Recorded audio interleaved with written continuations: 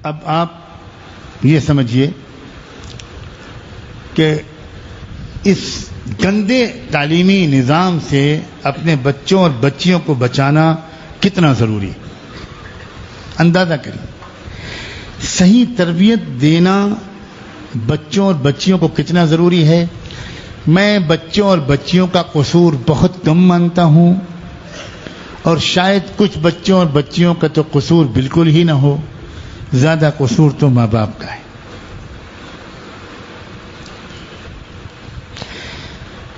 آپ سب سے یہ کہتا ہوں کہ اپنے بچوں اور بچیوں کی تربیت کے لیے وقت نکالیں، تربیت کرنا سیکھیں، تربیت کا سلیقہ سیکھیں، اور بچوں اور بچیوں کو اس ماحول میں جینے کے آداب بتائیے۔ آپ اور آپ کو خود نہیں آتے تو آپ کسی اللہ والے کے پاس کچھ وقت گزاریے، کچھ کتابوں کا مطالعہ کیجیے، کچھ ایسے بیانات سن کر اپنی سمجھ کی سطح کو بلند کیجیے۔ دوسری وہ کوششیں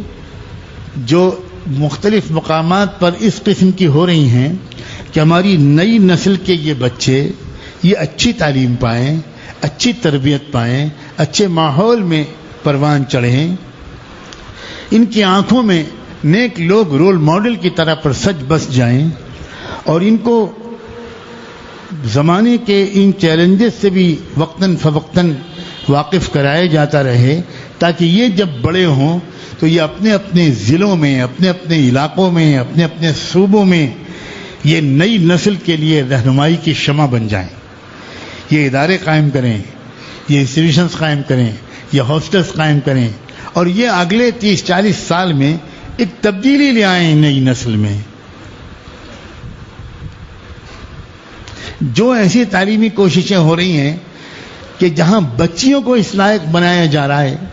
کہ وہ اپنے اپنے علاقوں میں جا کر جہاں اللہ ان کو رہنا نصیب کرے وہاں وہ لڑکیوں کی تعلیم و تربیت پر خاص توجہ دیں۔ نوجوان نسل سے مایوس بالکل نہیں ہوں میں اپنے نوجوانوں سے بے پناہ محبت کرنا کی توفیق اللہ سے مانگتا ہوں، اور سچ کہا تھا علامہ اقبال نے کہ نہیں ہے نا امید اقبال، اپنی کشت ویراں سے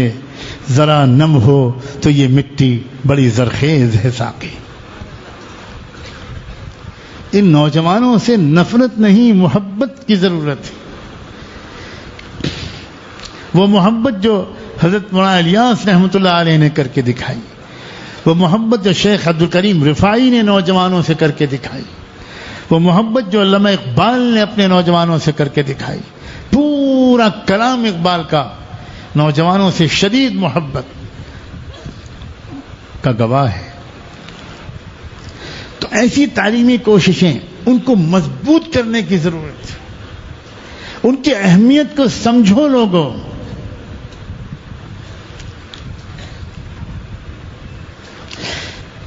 ان کوششوں کو